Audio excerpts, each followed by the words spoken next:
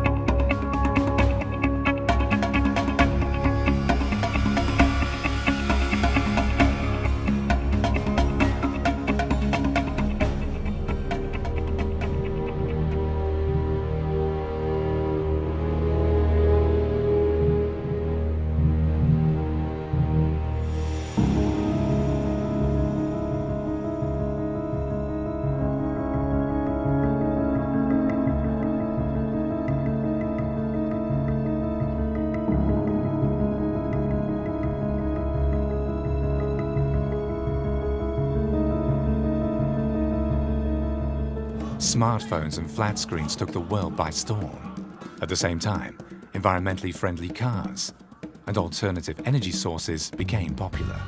All these modern technologies need rare earths. For centuries, we didn't even know they existed. But now, they shape our future. They open up amazing possibilities, but at the same time threaten to destroy our environment. Today, they are more valuable than oil or gold. Rare earth metals. 97% of the world's supply of rare earths is mined in China. Rare earths mined and refined with dirty and outdated methods are bought by high-tech companies around the world to produce smartphones, electric cars, and wind turbines. Rare earths are already in short supply, and they're expensive. Global consumption has doubled during the past 20 years and is still rising steeply. Therefore, researchers are looking for new deposits around the world. Many natural deposits are in remote, sensitive ecosystems. In the rainforest, for example, or in coastal areas, or they're mined in countries where people are working under inhuman conditions. But due to new technologies like green energy generation and so on, the demand for rare earths is rising, and we're now more interested in these elements because of their economic value. Scientists hope to find millions of tons of rare earths in the Pacific, raw materials that are urgently needed for the green technologies of the future. But is it okay to ransack our oceans to produce solar panels, electric cars, and wind turbines? How green is our future if we have to destroy pristine ecosystems? To isolate rare earths, mining companies use sulfuric acid, nitric acid, and hydrochloric acid. This produces highly toxic radioactive effluents. As demand for smartphones and flat panel displays rises, China's production of rare earths increases accordingly. One by one, mines in other countries close down. The world is now almost entirely dependent on China's rare earths. Entire industries cannot function without rare earths anymore. Without them, the lights will go out, quite literally, because, for instance, energy-saving light bulbs contain rare earths. Electric vehicles are the future, but their engines need strong magnets with lots of rare earths in them. Dysprosium makes the magnets of electric car motors heat-resistant, but it's expensive and environmentally damaging. Wind turbines are spreading quickly. In 2020, they will account for 6% of global electricity generation. The problem? The latest large-scale offshore wind turbines are very powerful, but they work with large magnets that contain huge amounts of rare earths. A massive problem for the environment. In general, rare earths play an important role for alternative energy generation. You could say that renewable energy generation requires non-renewable raw materials, and rare earths are a prime example of that. A 5-megawatt wind turbine, for example, contains 800 kilograms of neodymium and 200 kilograms of dysprosium. In total, 1 ton of rare earths for a single 5-megawatt wind turbine. Rare earths. However important they may be for the future of our modern technologies, their environmental problems are hard to control. Aren't all those tons of rare earths used in electric cars and wind turbines exacerbating the environmental problems they're supposed to solve?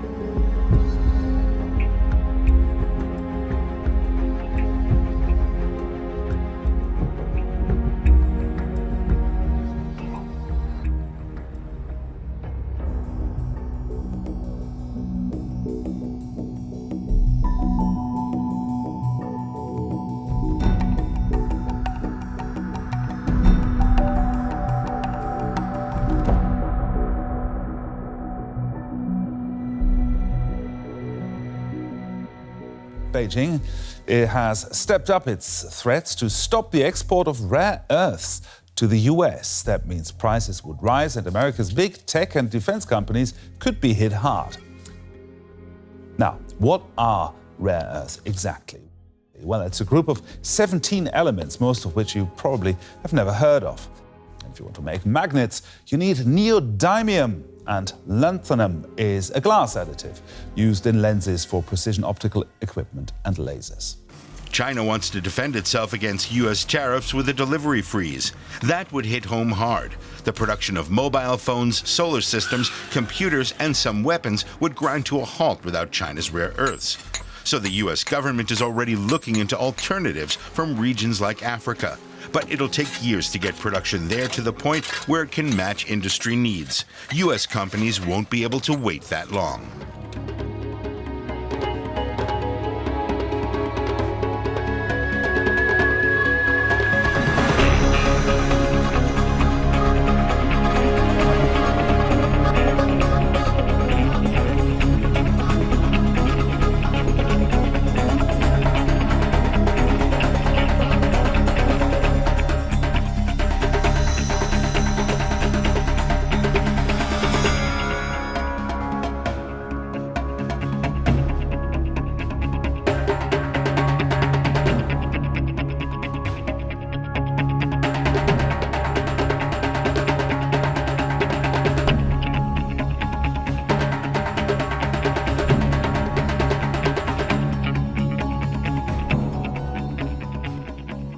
I've never seen anything like the human devastation in eastern Congo. The violence there is worse than anywhere else in the world, the deadliest conflict in the world since World War II, and the highest rates of sexual violence. It's a result of this, your cell phone. Basically, there are 4 minerals that come from the Congo that are in every one of our electronics products. Gold and what we call the 3 T's, tantalum, tin, and tungsten. So basically, the armed groups in eastern Congo act like a mafia. The mines themselves are controlled and taxed by these armed groups, by these militias. And then the smuggling routes, as they're smuggled across the borders to neighboring countries, particularly Uganda and Rwanda, those smuggling points are all controlled by these armed groups. All these places, they're making huge amounts of money by taxing and stealing the resources and smuggling them out of the country illegally. And the minerals are smuggled out of Africa. They head to Asia, to smelting companies in Thailand, Malaysia, China, and India to be refined. Finally, the 3 T's in gold are processed into components, and they end up all over the world in the products we know and love. Cell phones, Blackberries, laptops, iPods, video game systems, and digital cameras.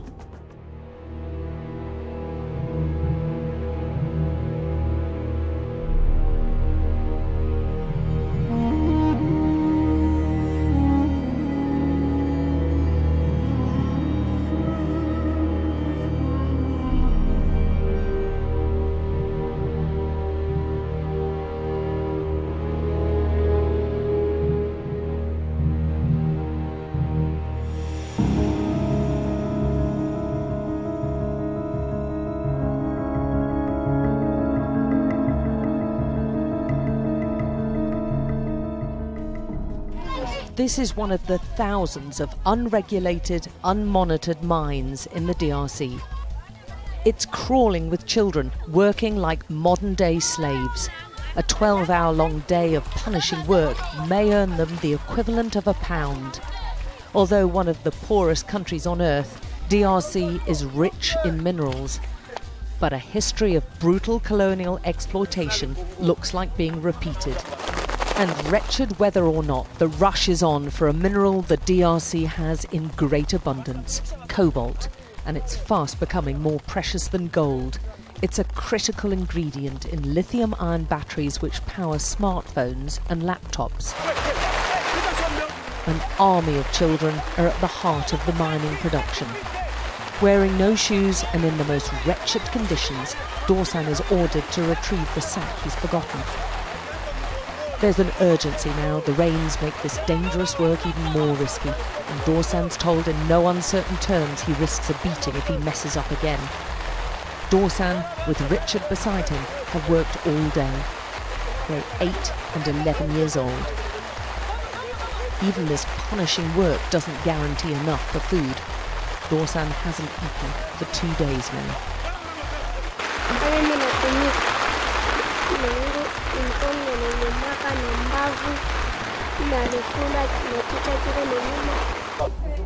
This most precious of minerals is often extracted and sorted by tiny hands. They don't wear gloves or masks, yet the World Health Organization says exposure to cobalt and breathing in its dust fumes can cause long-term health problems. On trouve c'est les infections, mingi ni mama infection, ndio ile tunaona huko. Kasi mama anatumika makarieri sana, tazama mtoto na infection shulungula. The children's cobalt is sold cheaply to mostly Chinese traders who we film secretly. They don't ask questions about where their cobalt comes from or who's worked to extract it. They just want the best price. It's an intricate supply chain which allows easy deniability for the multinationals making huge profits. Most of these child miners will never own a smartphone. They barely survive from day to day. And many other children like Dorsan will be back again tomorrow, digging out one of the most sought-after minerals of our time for a pittance.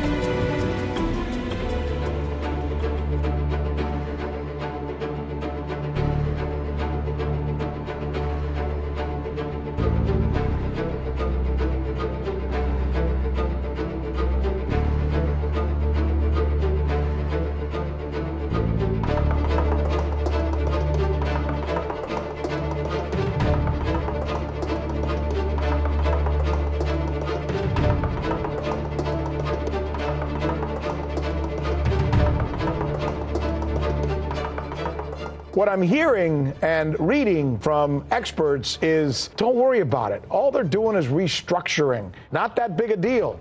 What do you say? I say that you shouldn't believe such stories.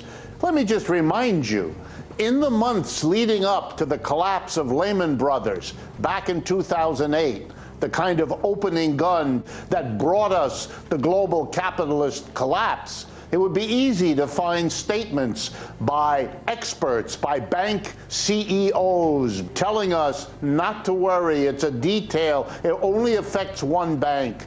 None of that is normally true. The truth of it is the people who run these banks hide their difficulties, so what we're left with is very little. Lots of PR and a big question mark, because clearly that bank is in serious trouble, but we won't know the extent of it until they're good and ready or something blows and then the whole game is up.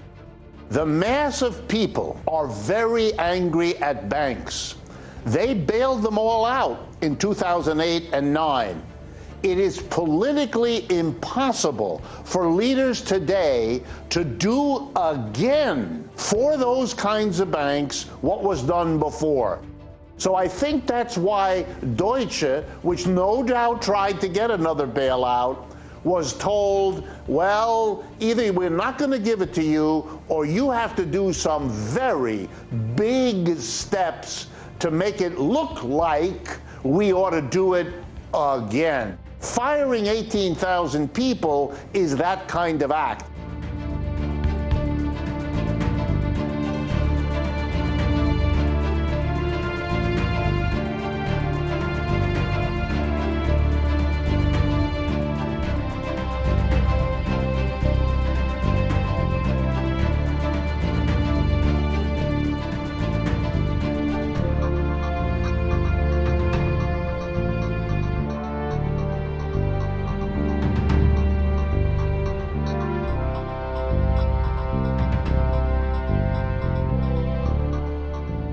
Since 2008, the global debt has exploded. We're talking absolute trillions that are pumped back into the system to actually keep the system alive. When people see the stock market going up, they automatically assume, because they've been wired and they've been educated by the mainstream media, that the stock market is the economy. Well, that's a fundamental mistake. The economy and the stock market are two completely different things. Now, what actually is happening with the economy, for every dollar of growth in the economy, $4 of debt has to be now pumped into it. So when you see the stock market and the stock market is going up and people think, oh, therefore the value must be increasing, it's the debt that's causing it to go up. Nothing to do with value. And what is actually happening in real terms is that we're actually witnessing a ghost crash of the market. Derivatives is a forward futures bet of something that's going to happen in the future. What actually is happening in real terms is that the derivatives, the financial bets, the future events are actually what is causing the manipulated, fraudulent, corrupt valuations that we're actually witnessing. We either carry on with a manipulated stock market or a manipulated financial system, which is actually only going to get worse, or we switch to a more decentralized, more open source system where effectively everything becomes accountable and checked for the first time. I think this crash, this financial crisis that we are in right now, isn't being spoke about and isn't being talked about on the mainstream media because it's not on their agenda. Central banks can print as much dollars and fiat as they want to actually keep a price suppressed. So the financial system, as we know it up until 2008, is a centralized system where people really, through fraud, can do whatever they want. They can do whatever they want.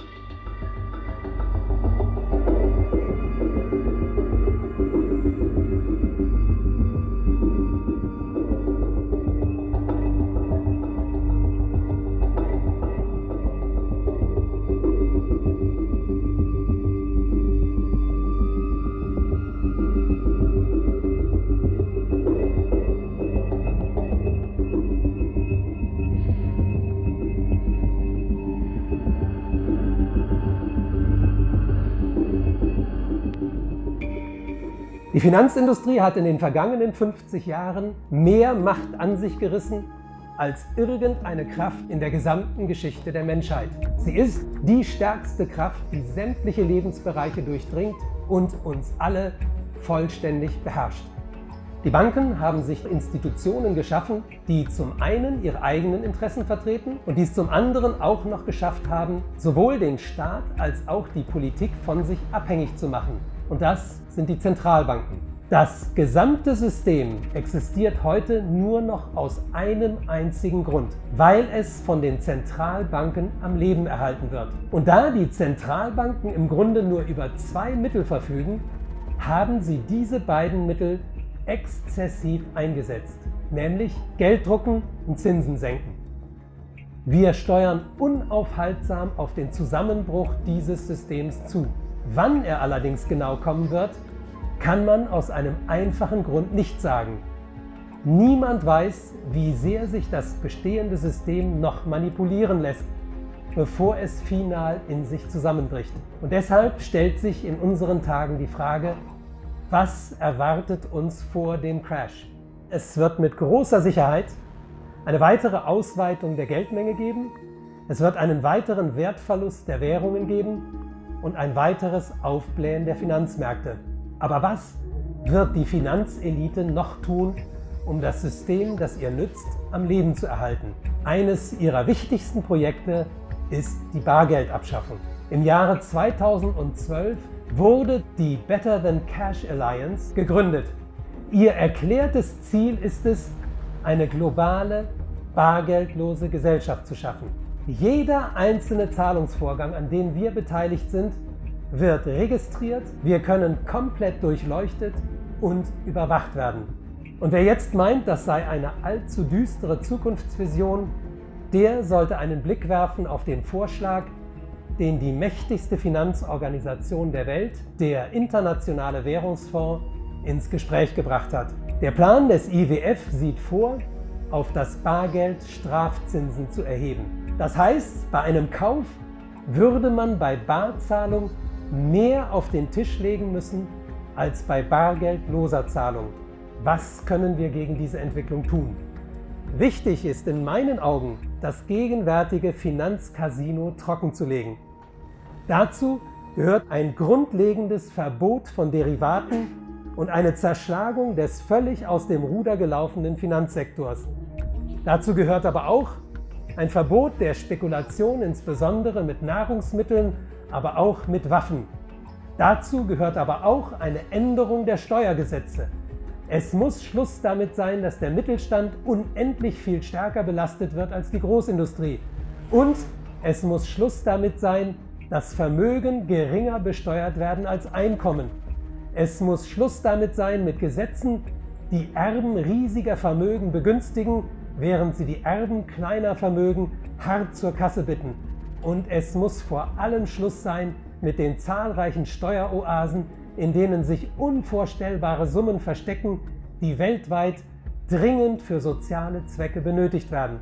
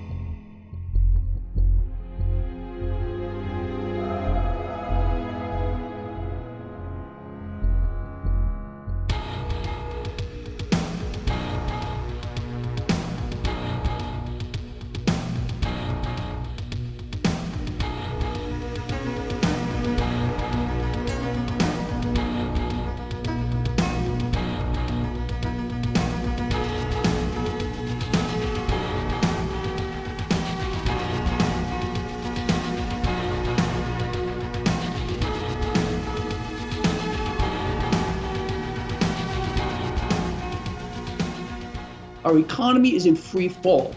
So the illusion is being kept real by the mechanisms that they're putting in place here, by suppressing rates, by not allowing the market to do its one and only job. We're borrowing from the future to sustain where we are in greater and greater and greater amounts. It just cannot continue like this, and everybody knows it. But everyone keeps on dancing. They think the music's going to keep on going, but maybe Deutsche Bank is sending us a warning shot across the bow.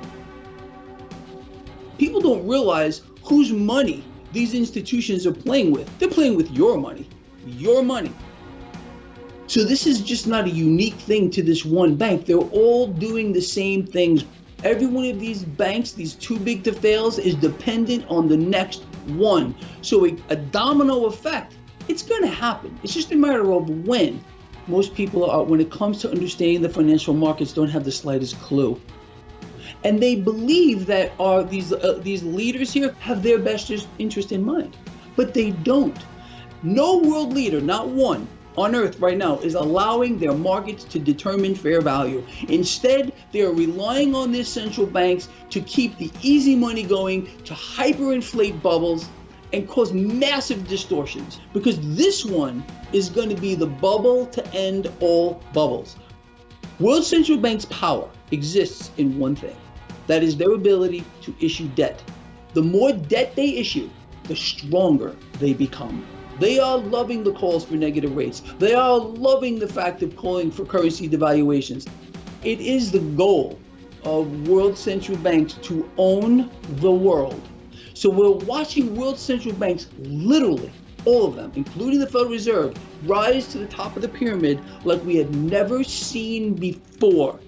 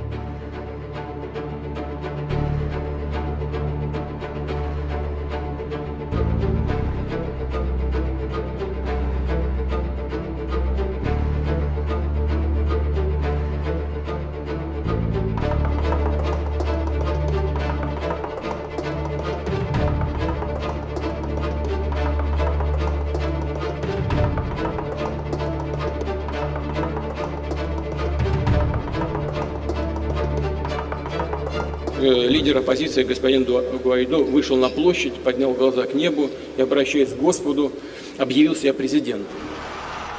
Juro ante Dios Todopoderoso asumir formalmente las competencias como el presidente encargado de Venezuela. Ну, хорошо. Но Господь нам не сообщил о том, как Он отреагировал на это обращение. Никакого сигнала нам не подал. Поэтому думаю, что нужно вернуться на нашу грешную, бренную землю и руководствоваться демократическими процедурами и правилами.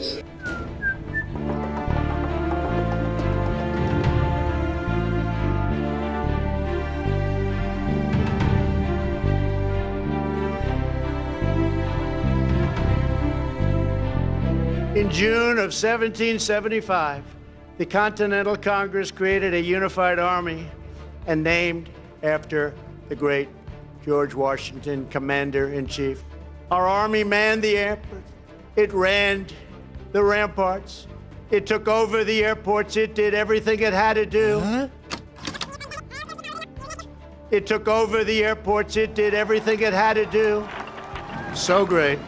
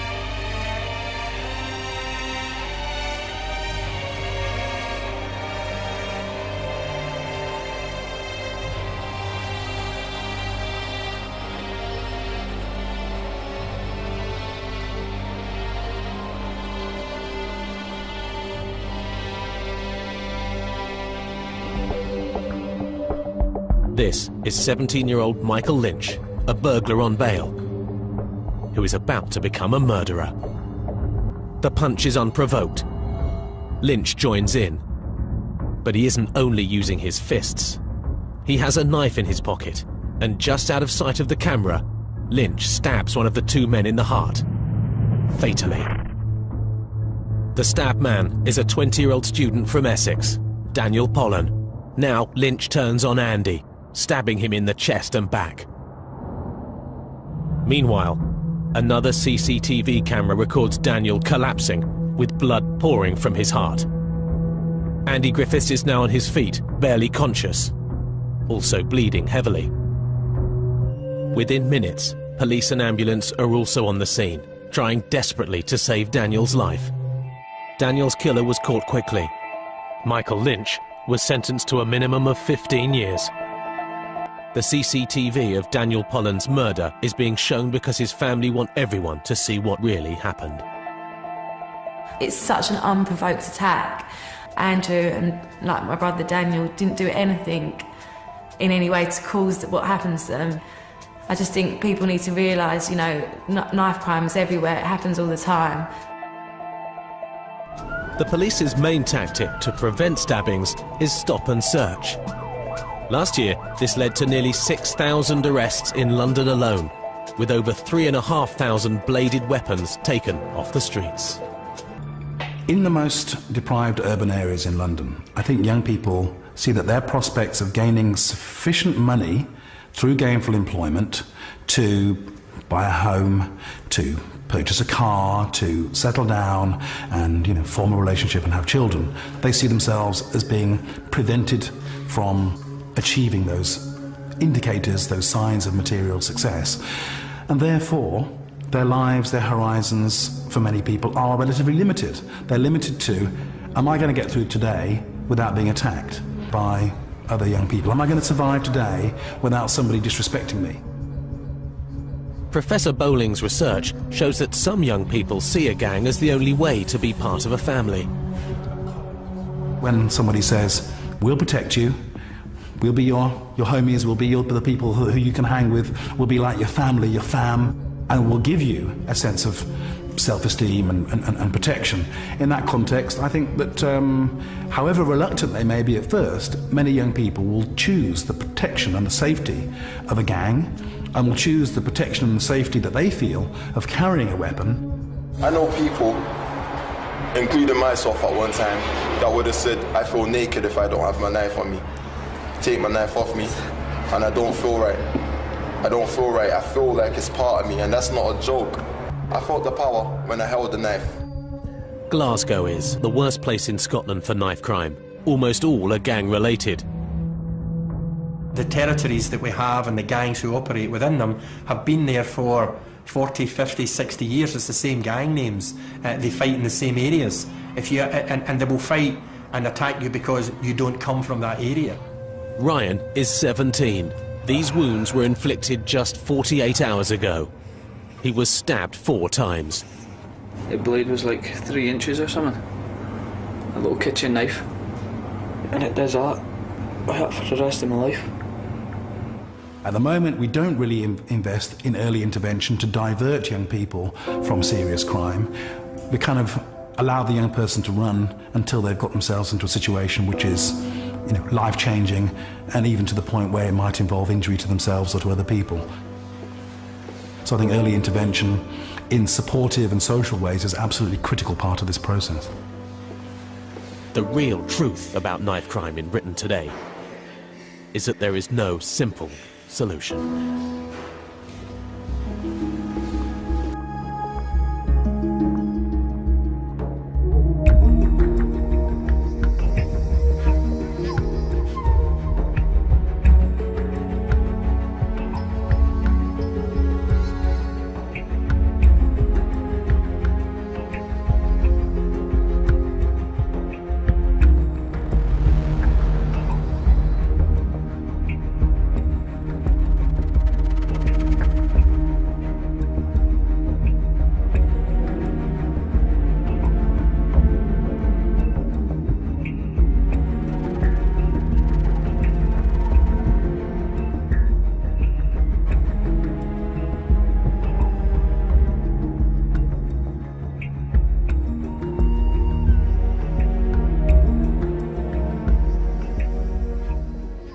Casi 40.000 incidentes con cuchillos, prácticamente 300 muertos en nada de tiempo en Londres, 77% de incremento, si no me equivoco. O sea, algo está ocurriendo que, como siempre, mi impresión es que está al margen de la realidad cotidiana o de la realidad de los que hacemos los medios o los periódicos o de los que nos creemos que informamos a la gente, porque ya la gente se informa de 1000 formas. Doctor, ¿hay algo que podamos analizar en torno al que ataca al azar, los casos que hemos visto? ¿Siempre se puede hablar simplemente de locura, porque siempre es lo que leemos, o hay algo más? No, hay algo más. ¿Por qué se ataca al azar? Es porque la persona, el atacante en un momento determinado, tiene ganas de hacerlo. ¿Qué es lo que sucede para que ese verdugo te escoja como víctima? Es verdad que no debemos de meter miedo a la población, pero me temo que desgraciadamente en algunos casos, y quizá más de lo que pudiéramos pensar, es literalmente al azar. Es decir, te toca a ti porque yo tengo ganas de hacerlo. Es clásico de un sociópata, ¿no? Hago lo que me da la gana. Es decir, recordáis la naranja mecánica, ¿no? Muy parecido, realmente muy parecido. Violaban, mataban, acuchillaban, pero al azar, no importaba que les hubiesen provocado, no era el gusto, el placer de la violencia. Es curioso porque el caso de Turín mata a un chico en Italia porque lo ve sonriente. Es que parecía muy feliz, dice. Justamente la felicidad es algo tremendamente envidiable. Es decir, que alguien vaya sonriendo, que esté feliz, que esté alegre, puede literalmente ofender a otro que en un momento dado se sienta de alguna manera desvalido, se sienta hurtado por esa felicidad, ¿no? Puede haber algún tipo de prueba de honor, ¿no? Sí, o de demostración. ¿Qué sabemos de esto? Sin lugar a dudas, hay bandas en los cuales este tipo de ritual de agresión, dependiendo además del nivel o si quieres ingresar o no, tienes que pasar una serie de pruebas. Y algunas de ellas consisten, entre otras, una agresión gratuita, ¿no? Hay miles de personas en este momento que se encuentran, de alguna manera, lo voy a decir, asalvajados, es decir, viniendo, además, de unos entornos en los cuales ya muchos de ellos delinquían. Ustedes pueden sondear, pueden ver lo que ocurre, y ahí está la gran pregunta, ¿no? ¿Puede ser algo que siempre ha ocurrido, repito, y ahora es más visible, no hay que alarmarse tanto, o están ocurriendo fenómenos de un incremento evidente?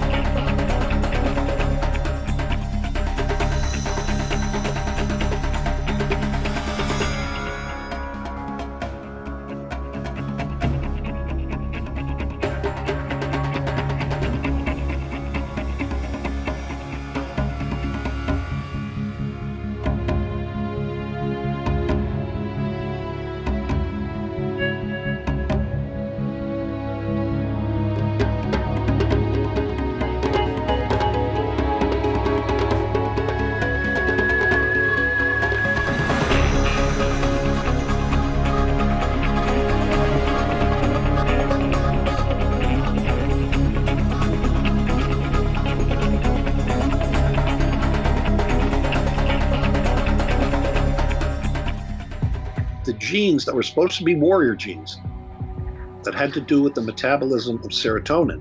If you have them and you're abused early in life, between birth and about 3 years old, it's real bad news. And people who get that usually turn into psychopaths.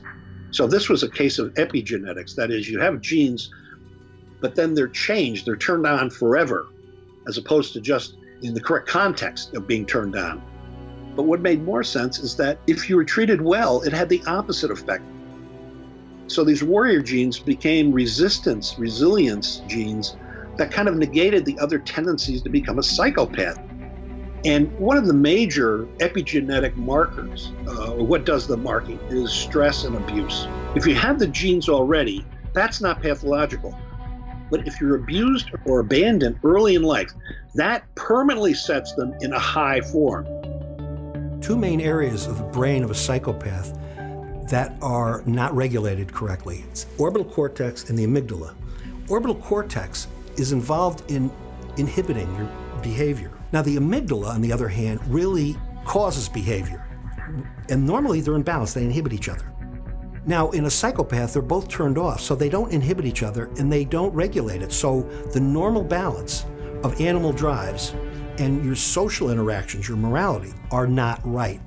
And part of it is how the rest of the brain is able to tell your orbital cortex the social context is correct now. Psychopaths don't have that. They're doing things completely out of context, out of social context, and that's the problem. If you are born with the biological markers for psychopathy, for example, that is the genetics and the altered brain pattern early on, if you are a susceptible kid, then environment means everything. It means a lot, maybe 80%, because those kids can be really thrown off track and they can be helped by a good environment too.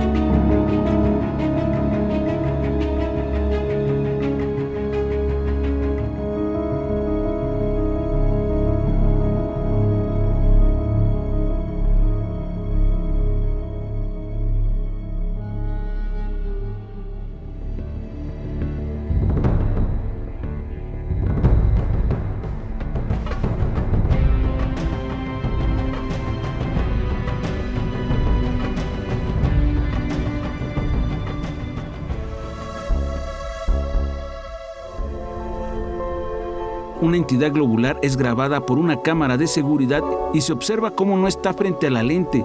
Lo más sorprendente es que en diversas ocasiones pasa por detrás de un barandal.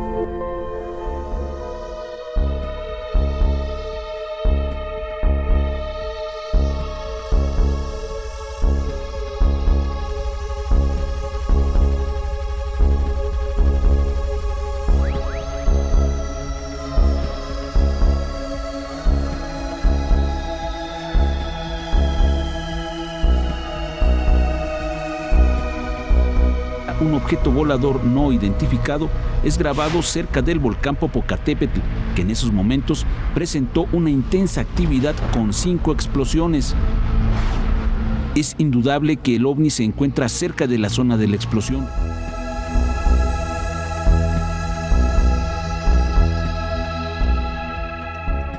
Durante un vuelo de Estambul a Kabul, un objeto volador no identificado seguía a la misma velocidad a la aeronave.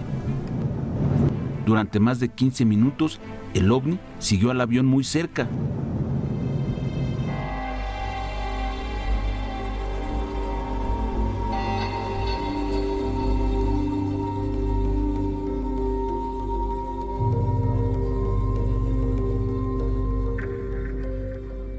possibility, how much chance do you think there really is that we will be contacted?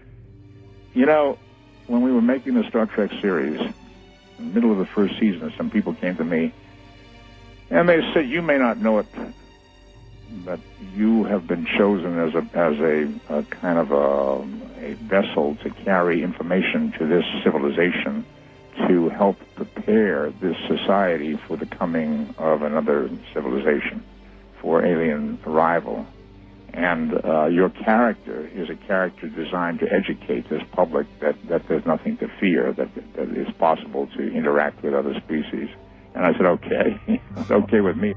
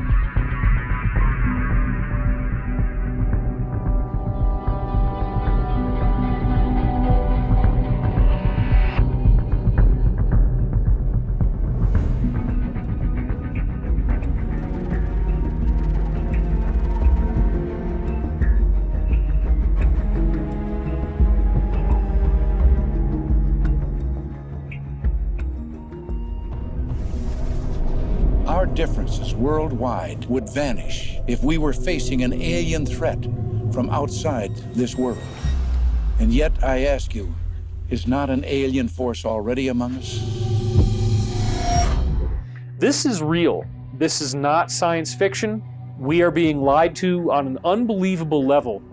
We do have a war taking place between different types of extraterrestrials. Of all the extraterrestrials that are out there visiting us today, most of them are benevolent. Most of them are the good guys. They've showed up in various cultures as gods, as angels, as benevolent spiritual teachers. And then you have a much smaller number that are very aggressive and very evil. So what's happening is that these fourth dimensional angelic types are fighting against these demonic, negative, evil reptilians. And this battle's been going on for hundreds of thousands of years. It didn't start on Earth, it got brought to us. It's been imported, let's say. And so this is a proxy war. It doesn't just happen here between these beings, it happens between us. The beings are fighting each other based on the choices that we make. The reason why is that we have a lot of free will over what's going to happen on this planet. So we have to authorize bad things to happen. The authorization comes by us allowing ourselves to be conquered. The negative has to advertise what they're doing. They have to show us the symbols. They do it in music videos, they do it in movies, they do it at the Super Bowl halftime show, they did it in the Olympics opening and closing ceremonies. They put the symbolism in our faces. My point in telling you this is to understand that we actually have the control. We have the control over how the future is going to go. The negative beings are not allowed to do more than what we authorize.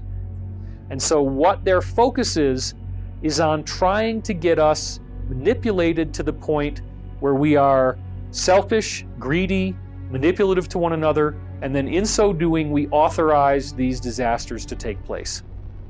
The war only is being fought because of us, and we need to fight for disclosure. Bringing the truth out to the public, getting this information out, will be what defeats this archetypal devil. The more that we act in a loving, positive, compassionate way, the more that those beings can fight on our behalf and can win. They have the ability to totally defeat the reptilians. So we are dealing with a corporate structure that has completely broken away from the elected, legitimate governmental bodies of the earth. They don't answer to anybody, they're not accountable to anybody, and they have a technological advantage that makes it very difficult to approach them on their own terms. But this is another interesting area, which is the idea that the secret space program itself actually does have its own alliance, where they are doing their part to try to bring all of their technology to us. Understand that the insiders have said that the technology in the secret space program is so vast that it would literally solve all of the problems we have on Earth. Clean up radiation, desalinate water and bring it to the point where it's drinkable, greening the deserts, solving all of our problems with trash, solving all of our problems with hunger, with poverty, starvation, homelessness, you name it. There is nothing that we can't do with the technology that already exists. This technology also includes portal travel, the ability for us to go to the stars. It's truly phenomenal stuff, and it shouldn't be kept hidden from us. I do think we're ready for disclosure. We've had generations of disclosure already happening. I know it's very hard for people to believe that this is true, but there actually is a lot of evidence. When people say there is no evidence, that is something the media has trained them to say. It is a psychological operation run by groups like the Central Intelligence Agency, trying to make you blind to the truth.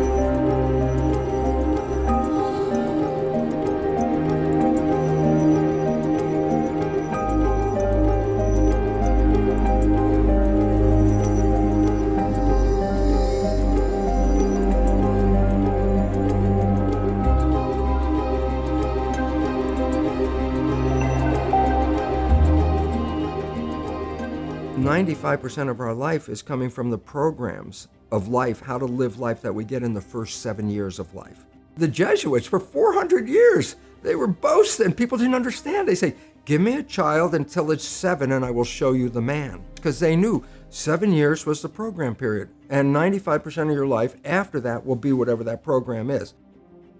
The brain of a child under 7 is in a lower vibrational frequency. It's called theta.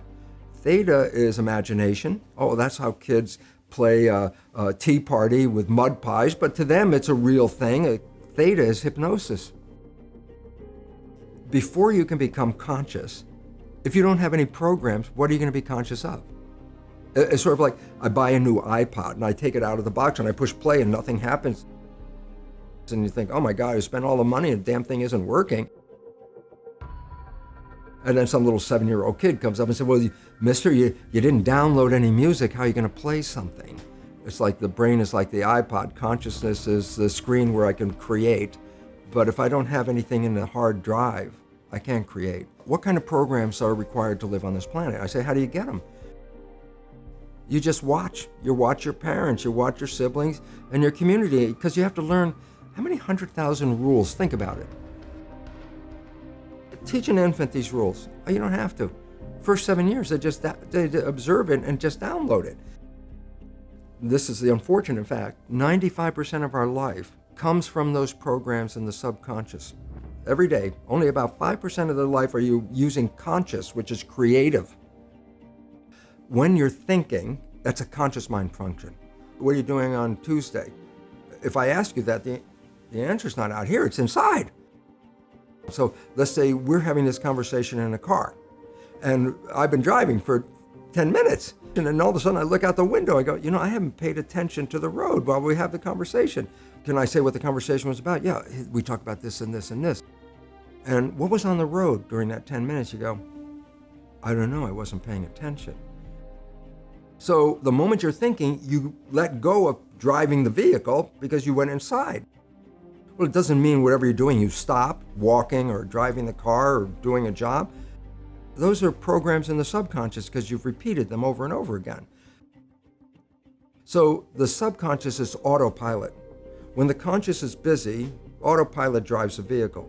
Point is, when conscious is busy, it's not observing what's going on. So people read self-help books. I go, well, you read the book, you got a lot of knowledge. I say, is your life changed? No, but you got a lot of knowledge. So here's the difference. The conscious mind is creative and can learn in any number of ways. Read a self-help book, go to a lecture, listen to this program. And conscious mind's going to get some awareness. But subconscious mind doesn't learn that way. Subconscious mind learns in two fundamental ways naturally. Hypnosis, which is the first 7 years. And after age 7, how do you put new programs in? Repetition, practice. You want to drive a car, you didn't learn how by just getting in the seat and put the key in. You had to practice driving the car. And once you completed it, you didn't have to go back and do it again. 95% of your life is coming from the subconscious. Your life is a printout of your subconscious behavior. I just say, look at your life. The things you like that come into your life come in because you have a program that supports them.